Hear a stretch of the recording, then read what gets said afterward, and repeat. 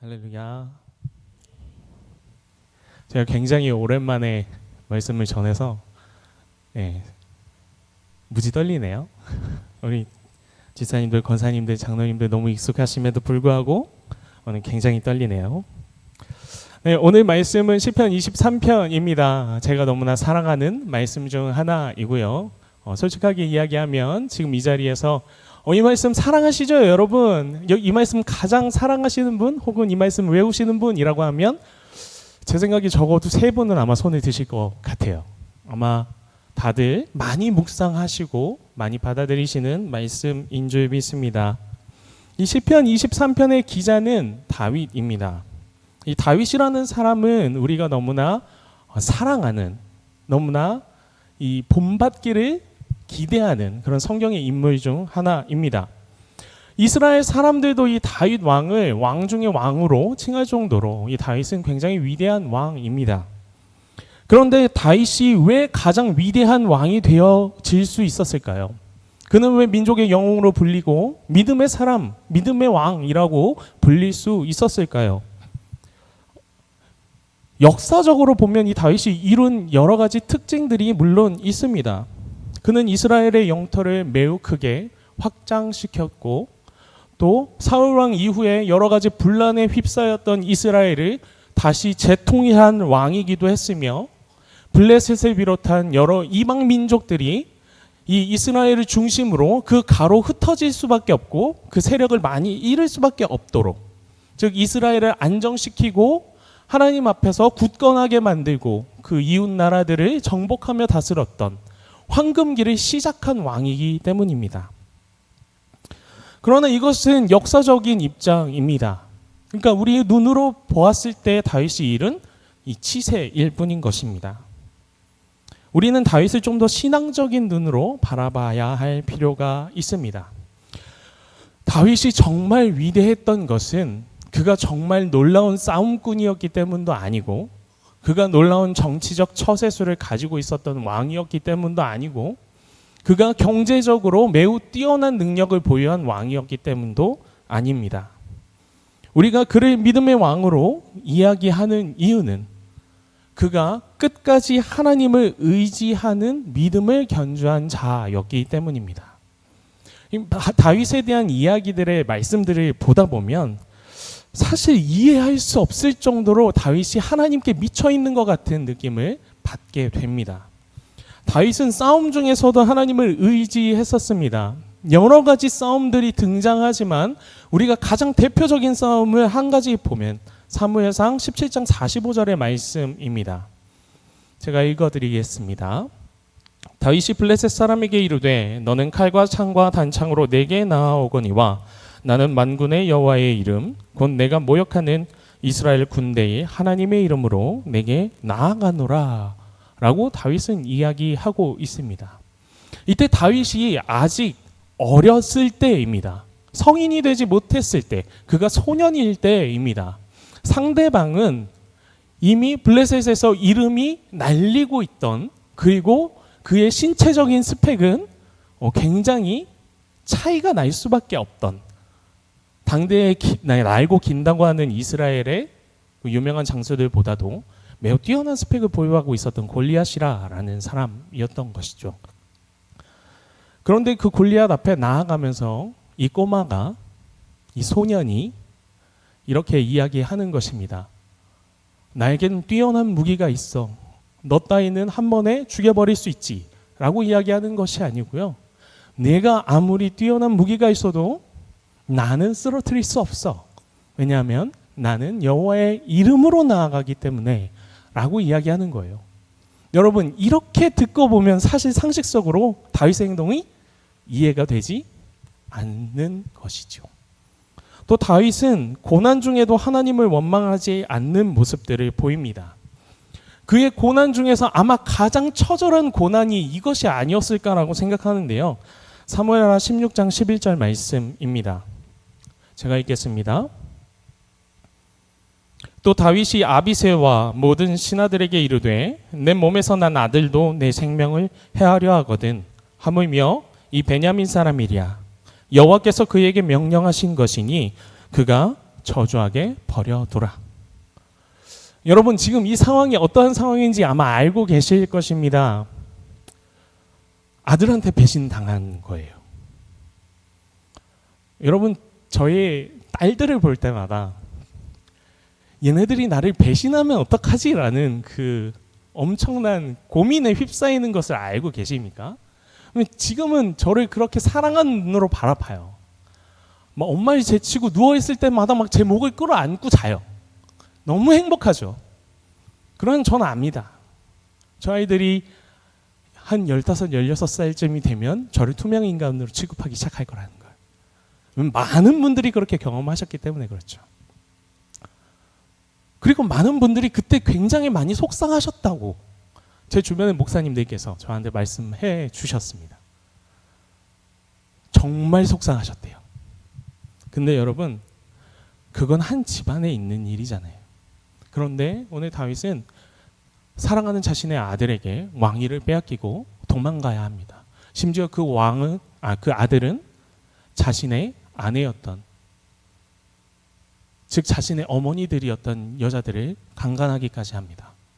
이런 상황에서 도망가는데 시므이라는 한 사람이 와서 이 다윗을 저주하는 말을 퍼붓습니다. 여러분 이런 상황에서 우리가 어떻게 대처해야 할까요? 고난 중에 누가 돌을 던지는 거예요. 가뜩이나 힘들어 죽겠는데 쟤 좀 죽여봐 라고 이야기하지 않겠습니까? 근데 다윗의 말이 너무나 표현이 이해하기 쉽지 않은 거예요. 여호와께서 그에게 명령하신 것이니 그가 저주하게 내버려두라. 그러니까 내 인생에 무엇이 온다고 할지라도요, 저주가 온다고 할지라도요, 그것이 누구의 명령이라면, 여호와의 명령이라면 받아야지 라고 이야기하는 거예요. 여러분 또 다윗은 상식적으로 이해할 수 없는 행위들을 합니다. 그가 지은 죄 때문에 이 하나님 앞에 그가 벌을 받을 때도 그는 여전히 하나님을 신뢰하는데요. 그가 죄로 인하여 가장 크게 실패했을 때가 바로 우리아의 아내를 강간했을 때 아니겠습니까? 그런데 이 강간의 결과와 우리아라는 아주 매우 뛰어났던 장수를 죽게 만든 이와 같은 일들을 통하여서 그가 받게 된 벌이 무엇이었냐면 사랑하는 아들을 죽게 내버려 두어야 하는 것입니다. 그는 밤새 기도했습니다. 이 아들을 살려달라고. 금식하며 기도했습니다. 그가 금식하며 밤새 기도했다라는 것만 봐도 그가 낳은 이 아들을 얼마나 사랑했는지 우리는 알 수 있습니다. 이제서야 평화를 누리게 되었고 이제서야 안정을 누리게 되었고 그 안정 가운데 처음으로 얻게 된 아들입니다. 그 누구보다 소중했겠죠. 그런데 그 아들을 하나님께서 앗아가십니다. 그러자 다윗이 이렇게 이야기합니다. 사무엘하 12장 22, 23절 말씀인데요. 이르되 아이가 살았을 때에 내가 금식하고 온 것은 혹시 여호와께서 나를 불쌍히 여기사 아이를 살려주실는지 누가 알까 생각함이거니와 지금은 죽었으니 내가 어찌 금식하랴. 내가 다시 돌아오게 할 수 있느냐. 나는 그에게로 가려니와 그는 내게로 돌아오지 아니하리라 하니라. 아들이 죽자마자 금식을 딱 끊어요. 그리고 가서 밥을 먹어요. 누구에겐 냉정한 모습으로 보일지 모르지만 다윗은 이 순간, 심지어 자신의 아들이 죽은 그 순간에도 누구의 뜻에? 하나님의 뜻에 순종하기를 주저하지 않는 인생을 살았던 것입니다. 여러분 이것이 다윗의 삶입니다. 쉽게 이야기하자면 다윗의 삶은 한마디로 표현할 수 있을 것 같습니다. 하나님에게 미쳐있던 삶. 하나님에게 미쳐있던 삶. 그것이 바로 이 다윗의 인생이었던 것이죠. 그리고 하나님께 그가 이토록 미쳐 있을 수 있었던 이유가 사실 오늘 이 시편 23편에 담겨 있는 것입니다. 다윗은 오늘 이야기하고 있습니다. 1절부터 3절까지의 말씀을 우리가 먼저 보는데요. 이 시편 23편은 너무나 재밌게 구성된 것이요. 3절까지와 4절 이후부터가 시점이 다릅니다. 3절은 3인칭으로 되어 있고요. 그러니까 우리가 모두 아는 하나님에 대해서 이야기하고 있고요. 4절부터는 다윗 스스로 개인적인 하나님으로 이해하고 있는 그 하나님에 대한 고백입니다. 때문에 1절부터 3절까지는 다윗이 무엇을 하고 있는 것이냐면요, 신앙 고백을 하고 있는 거예요. 여러분들 예배 드릴 때 하시는 거 있으시죠? 안 하십니까? 예배 드리기 전에 우리 시작하면서 우리는 어떤 하나님을, 어떤 예수님을 믿습니다 라는 것을 고백하지 않습니까? 다윗도 오늘 똑같이 고백하고 있는 것인데요, 그 고백을 하나하나 보자면 다음과 같습니다. 먼저 다윗은 하나님을 목자 되신 분으로 고백하고 있습니다. 제가 전도사 때 어떤 한 집회를 갔는데 그 집회에서 너무나 재미있는 이야기를 들었어요. 바로 이 말씀을 가지고, 이 구절을 가지고 한 선교사님께서 해석을 하셨던 건데요. 이 이스라엘에서 한 마을을 들어가셨다고 해요. 근데 그 마을에서 그날 무엇을 하고 있었냐면 한 해의 목자를 뽑는 그런 뽑기, 투표의 날이 있었다라고 해요. 그러니까 각 집에서 각자 키우는 양들이 있지만 그 양들을 각자가 다 돌볼 수 없잖아요. 그러니까 이 마을에서 양을 공통적으로 돌볼 목자를 뽑는 날이었다라는 거예요. 그런데 그 목자를 뽑는 방식이 매우 특이하더라라는 것입니다. 어떻게 뽑았냐면요, 가장 잘생긴 사람을 뽑았을까요? 그렇다면 저는 아니겠죠. 네. 그러면 가장 키가 크고 힘이 센 사람을 뽑았을까요? 그래도 저는 아닐 것 같아요. 이게 오니까 저보다 키 크신 분들이 너무 많아요. 어떤 사람을 뽑았을까요? 일렬로 사람들을 쭉 세우고요. 그리고 나서 이 마을의 족장이 뭐라고 이야기하냐면요, 옷을 벗으라라고 말하더라라는 거죠. 모든 사람들이 옷을 다 벗자 무엇을 하기 시작했냐면 그 사람의 각 목자 후보자들의 몸에 상처를 계산하기 시작하는 거예요. 그리고 누구에게 맡기더라 하는 거면 가장 상처가 많은 자에게 올해의 목자라고 이 권한을 주더라라는 것이죠. 여러분, 목자라는 것은 이런 것입니다. 자신의 생명을 드려야 하는 직업인 거예요. 내 목숨을 다해서라도 양을 지키기 위해서라면 사자와 곰이 공격해 올 때 막대기를 들고 맞서 싸울 수 있는 자가 목자여야 한다라는 거예요. 즉 양에게 있어서는 가장 든든하고 가장 멋있는 보호자, 그것이 바로 목자인 거예요. 그러니까 다윗은 이야기하고 있는 것이죠. 우리 하나님 정말 짱 멋있으신 분, 우리 하나님은 나를 완전 구원하시고 나를 이끄시고 나를 보호하시고 나를 책임지시는 최고의 하나님이라고 내가 배웠습니다. 두 번째로 이렇게 이야기하십니다. 그 짱짱맨이신 하나님께서, 최고이신 하나님께서 우리를 어떻게 하시느냐, 푸른 풀밭과 쉴만한 물가로 인도하십니다 라고 배웠다라는 것입니다. 목자가 이스라엘 문화권 가운데서 하나님을 칭하는 가장 중요한 언어로 사용되기도 합니다. 그렇기 때문에 구약은 여호와를 목자라는 표현으로 많이 사용하고 있는 것이죠. 그런데 이들에게 전승되어 내려오는 또 하나의 문화가 무엇이냐면 바로 이 푸른 풀밭과 쉴만한 물가인 것입니다. 푸른 풀밭, 푸른 초장은 먹을 것이 많은 곳이죠. 그리고 이 쉴만한 물가라는 것은 여러분 물살이 세지 않고 아주 잔잔한 물가를 이르는 것입니다. 이 푸른 풀밭은 왜 그러냐면요, 단순히 먹을 것이 많은 것뿐만이 아니라 어느 곳에 대적이 쳐들어오든 그 대적을 재빨리 볼 수 있을 정도로 넓고 편편한 평야예요. 그런데 이스라엘에서는 그런 평야를 찾아보기가 쉽지 않죠.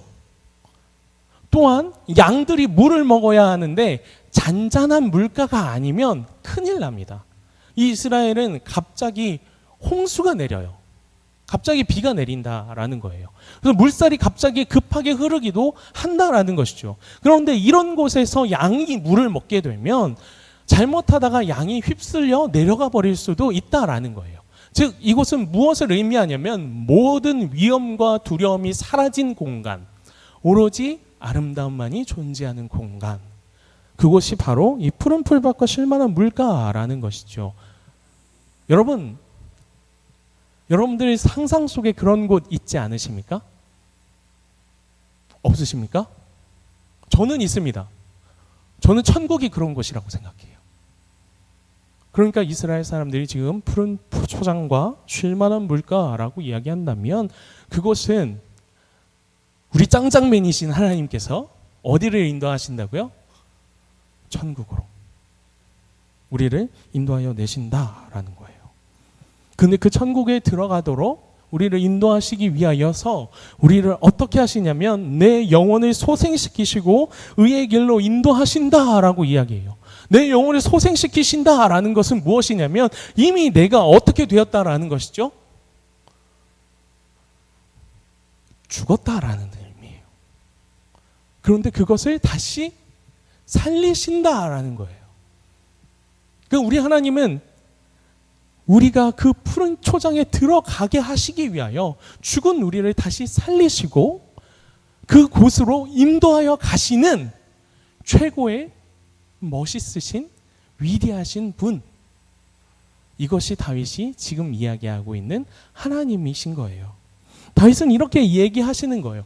내가 하나님 당신을 이렇게 듣고 배웠습니다 라고 이야기하고 있는 것입니다. 여러분 혹시 다른 하나님을 믿고 계시지는 않으시죠? 제가 지금 다윗의 이야기를 했는데 저는 다윗이 이야기하는 이 하나님이 제가 듣고 배운, 이 교회 안에서 제가 듣고 배운 하나님이에요. 여러분들은 어떠십니까? 다른 하나님 아니시지 않습니까? 그러니까 다윗과 우리가 교회 안에서 배우고 듣는 이 하나님은 동일한 하나님이시라라는 거예요. 여기까지는 다윗과 우리가 차이가 없어요. 그런데 이제 문제가 생깁니다. 다윗은 이야기합니다. 하나님은 그런 분이시라고 들었습니다. 그러나 그 다음 4절부터 다윗의 고백이 시작되는데 다윗 스스로의 고백이 시작되는데 다윗은 첫 마디를 무엇이라고 얘기하냐면 사망의 음침한 골짜기와 해라는 것에 대해서 이야기하고 있습니다. 이 사막의 음침한 골짜기는요, 이스라엘의 그 골짜기를 의미해요. 이스라엘 골짜기는 여러분들 해가 들지 않는 골짜기들이 너무나 많아서 매우 음침하고 어두운 골짜기가 많습니다. 그리고 그곳은 높은 절벽 같은 곳이기 때문에 그곳을 걸어가다가 많은 사람이나 동물들이 발을 헛디뎌서 죽기도 하는 그와 같은 장소인 것이죠. 때때로 영화 같은 것을 보시면 사람들이 막 이렇게 조심조심 걸어가다가 마차나 사람들이 갑자기 돌이 무너지고 길이 무너져서 쓰러져 죽는 것을 보셨는지 모르겠는데 그와 같은 길들을 의미하는 것이죠. 그리고 해는 여러분들이 상상할 수 있는 모든 악한 것들을 생각하시면 됩니다. 모든 두려운 것들을 상상하시면 됩니다. 그것을 다윗은 단 한마디 단어로 적어놓은 거예요. 해라고요. 다윗이 지금 무엇을 의미하고 있냐면요, 오늘 이 4절의 말씀을 자세히 들어보면 다윗은 이야기하고 있지 않아요. 하나님, 나에게서 사막의 음침한 골짜기와 해를 피할 수 있는 길을 주시옵소서라고 이야기하고 있지 않다라는 거예요. 내 인생에 하나님이 함께 하시니 해나 사망의 골짜기가 있지 않을 것입니다 라고 이야기하고 있지 않다라는 거예요. 그렇다면 이 말씀의 전제는 무엇이냐면 다윗도 고난을 당했다라는 거예요. 다윗도 어려웠다라는 것이죠. 힘들었다라는 거예요. 그 힘듦이 얼마나 고통스러웠는지 내가 내딛는 한 발자국 한 발자국이 마치 나를 죽음에 이르게 할 것 같은 이 음침한 골짜기와 같았다라는 거예요. 그리고 내가 상상할 수 없는 수많은 악한 일들이 자꾸 내 인생 가운데 벌어졌다라는 거예요. 이것이 사실 다윗의 고백이에요. 여러분들 그렇지 않으십니까? 여러분들의 인생은 평안하십니까? 저는 답답해요. 여러분들에게 정말 할 수 없는 수많은 일들이 제 인생 가운데 있어요. 여러분들에게 아직 고백하지 못한, 차마 부끄러워서 말하지 못한 수많은 인생의 삶의 여정들이 있어요. 여러분들도 그러하시잖아요. 그러니까 우리의 인생이 여기서부터 괴리가 생기는 거예요.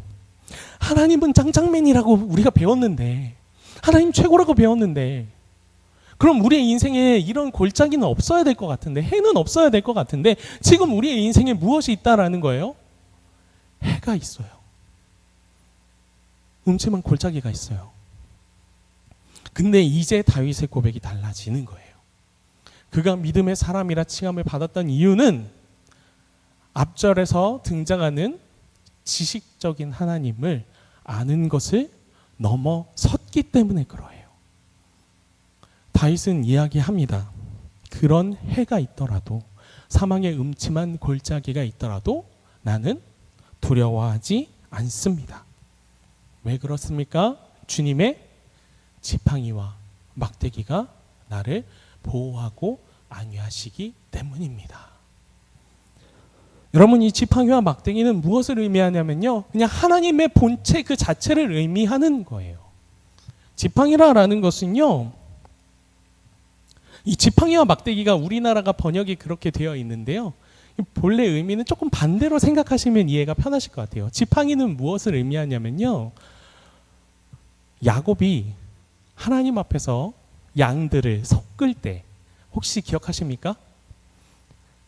나뭇가지를 놓고 지나가는 양들 갈라내는 것처럼, 이스라엘 사람들은 하나님께 드릴 10번째 양들을 고르기 위하여 나무 작대기를 들고 있어요. 그리고 양들이 일렬로 지나가게 해요. 그리고 그 나무 작대기에서 10번째 양은 나무 작대기를 내려요. 그래서 그 양이 지나가지 못하게 하고 그 양을 하나님께 드릴 양으로 선택하는 것이에요. 때문에 이 지팡이라는 것은 하나님의 권위를 상징하는 것이에요.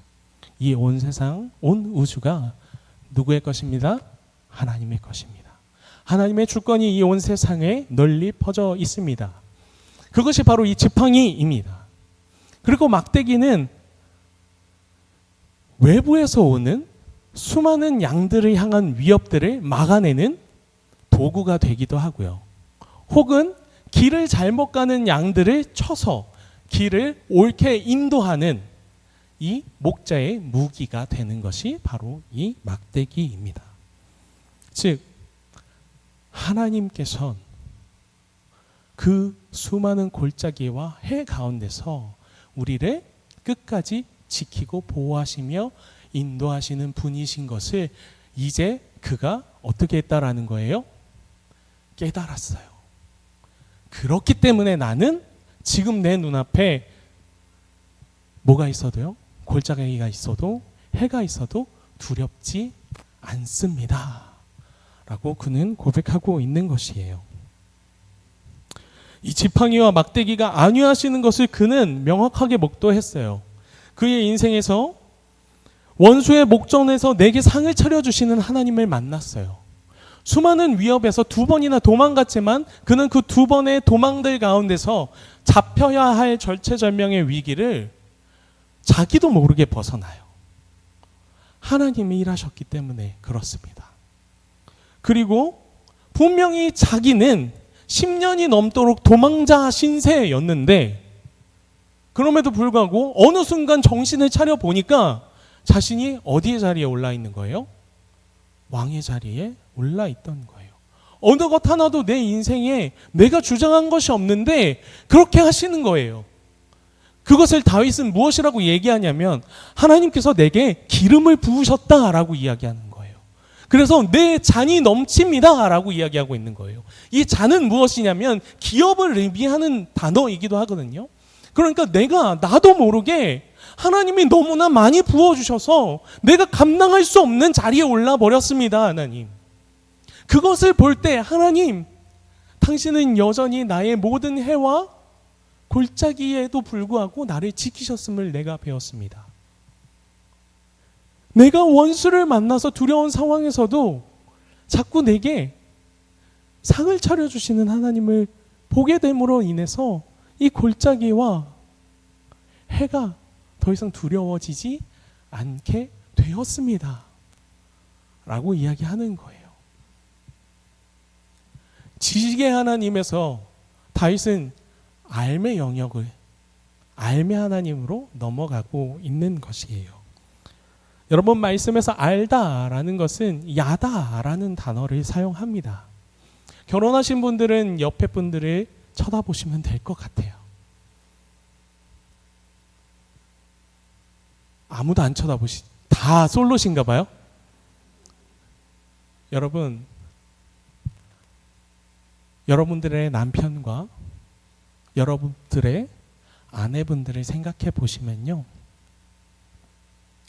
그 사람을 내가 안다라고 얘기할 때 무엇이 먼저 떠오르십니까? 이 사람은 나이가 몇 살이고, 이 사람은 안동 김씨고, 이런 것이 떠오르십니까? 아니죠.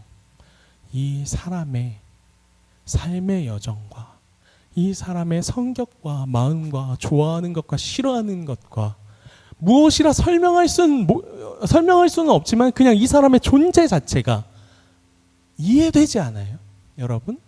이것이 바로 안다라는 것이에요. 다윗은 이 영역으로 넘어간 거예요. 그냥 지식적으로 알았던 하나님, 짱짱맨이었던 하나님, 그런데 내 인생에 무엇이 찾아와요? 고난이 찾아와요. 그런데 우리는 무엇을 못하고 있냐면요, 이 고난 속에서 고난만을 바라보게 되는 거예요. 그 다음으로 넘어갈 생각을 하지 못하는 거예요. 왜 그러합니까? 지금 우리 눈앞에 무엇이 펼쳐져 있기 때문에 그렇습니까? 사망의 음침한 골짜기가 펼쳐져 있기 때문에 그래요. 여러분, 이 상황에서 여러분들이 가장 먼저 기대하시는 것이 혹시 이것 아니십니까? 저는 그래요. 하나님, 이 골짜기 좀 치워주세요. 치우실 수 없다면 하나님 이 골짜기를 내 앞에서 먼저 걸어가 주실 수 있겠습니까? 이것이 우리가 바라고 기대하는 것 아닙니까? 그런데 여러분, 기억해야 하는 것은요, 골짜기를 지나기 위해서는요, 가장 중요한 것이 한 가지 있어요. 양이 먼저 들어가야 해요. 그래야만 뒤에서 목자가 그 양을 지키며 앞에 길을 인도할 수 있어요. 목자가 먼저 가면 양이 뒤따라오는데 그것을 어떻게 지키고 보호할 수 있겠어요? 골짜기에서만큼은 너무나도 두렵고 너무나도 무섭지만 양이 먼저 걸어가야 하는 거예요. 그러나 양이 너무나 놀랍게도 두렵지 않게 그 골짜기를 향해 터벅터벅 발을 내디뎌요. 왜 그러합니까? 내 뒤에 내가 사랑하는, 무슨 일이 있어도 나를 지켜내실 나의 목자가 따라고 있음을 알기 때문에 그러한 것입니다. 여러분, 이것이 하나님을 아는 것인 줄 믿습니다. 이것이 하나님이 우리의 목자 되신다라는 것을 아는 삶인 줄 믿습니다. 여러분, 고난에 집중하지 않는 자들이 되길 소망합니다. 이 고난의 길은요, 아까 오늘 특송이 너무 마음에 와닿았던 게요, 지금 우리의 삶은 이 믿음의 영역과 살아내는 삶의 영역이 너무나 다른 것 같아요. 그렇지만 이 고난이, 우리에게 주신 이 고난이 아버지 하나님께 더욱 순종하게 만드는 길이 된다라는 거잖아요. 하나님께서는 우리에게 골짜기를 보여주지 않으시는 분이 아니에요. 하나님은 우리에게 골짜기를 보여주실 분입니다. 오늘도 우리의 인생 가운데 골짜기를 보여주실 분입니다. 그러니까 여러분들, 우리는 기도해야 돼요. 하나님, 우리의 인생 가운데 골짜기가 없길 원합니다. 이렇게 기도하는 것이 아니라, 하나님, 골짜기를 보여주시되 우리의 등 뒤에 하나님이 계심을 경험하게 하여 주시옵소서. 여러분, 이것이 우리의 기도가 되어야 하는 줄 믿습니다. 왜 그러냐면 이 골짜기를 지나야 하기 때문에 그래요. 우리가 원하는 곳은 어디입니까? 저만 원하나요? 푸른 초장과 쉴만한 물가를 원하지 않으십니까? 그런데 그 푸른 초장과 쉴만한 물가로 가기 위해서는 반드시 어디를 걸어가야 하는 거예요? 이 골짜기를 걸어갈 수밖에 없는 거예요. 이 골짜기를 걸어가게 하실 수밖에 없는 거예요. 다만 하나님은 계속 우리에게 말씀하고 계신 거예요. 골짜기를 걸어가도 걱정 마. 너희 뒤에는 내가 있으니까. 그런데 우리의 기도가 계속 하나님, 골짜기 안 걸어가고 싶어요. 골짜기가 없었으면 좋겠어요. 이 길이 없어졌으면 좋겠어요. 그 말은 결국엔 무슨 말입니까? 푸른 초장과 쉴만한 물가 안 가도 상관없어요. 지금만 안 무서우면 돼요. 이것이 우리의 고백 아닙니까? 혹시 이것이 우리의 고백이 되어지고 있지는 않습니까? 여러분, 골짜기를 걸어갈 수 있는 믿음으로 그 골짜기를 걸어낼 수 있는 은혜를 달라고 기도하는 저와 여러분들이 되길 소망합니다. 다윗은 그것을 구했어요. 다윗은 고난을 피하게 해달라고 구하지 않았습니다. 다만 그 모든 고난이 하나님의 뜻임을 알게 해달라고 구했습니다. 그렇기에 모든 상황들 속에서 그는 이해할 수 없지만 이것이 하나님의 뜻이니까. 내 아들이 죽어도, 내 아들이 나를 배신해도, 내가 원수에게 쫓겨서 10년이 넘게 돌아다녀도 그것이 다 하나님께서 예비하신 골짜기니까. 그 하나님의 내 인생을 인도하심을 드디어 깨달았을 때 다윗은 이렇게 고백하는 것입니다. 내 평생의 선하심과 인자하심이 반드시 나를 따르니, 하나님께서 반드시 나와 함께 하실 것이니, 내 뒤에 내가 걸어가는 그 모든 골짜기에 한 걸음 한 걸음을 같이 걸어가 주실 것이니, 내가 결국에는 이 골짜기를 건너가서 여호와의 집에 영원히 거할 것입니다. 이것이 다윗의 고백인 줄 믿습니다. 여러분, 고난을 두려워하지 않는 우리들이 되길 원합니다. 인생의 힘듦과 어려움들을 두려워하지 않는 우리들이 되길 원합니다. 하나님은 그것을 피하기를 구하길 원하지 않으세요. 그것을 통하여 하나님과 함께 걷는 법을 배우길 원하세요. 그것을 위하여 하나님을 신뢰하는 법을 배우길 원하세요. 마침내 당신은 나의 참된 목자입니다 라고 고백하는 것을 원하세요. 그것이 하나님이 우리에게 원하시고 바라시는 것인 줄 믿습니다. 우리 함께 하나님 앞에 구하며 나아갔으면 좋겠습니다. 하나님, 고난을 피하지 못하더라도 그 고난을 하나님께서 함께 걸어가고 계심을 느끼는 자들 되게 하여 주시옵소서. 우리 그렇게 좀 하나님께 기도하면서 우리의 믿음이 성장할 수 있기를 구하면서 나아갈 수 있는 저와 여러분들이 되길 소망합니다.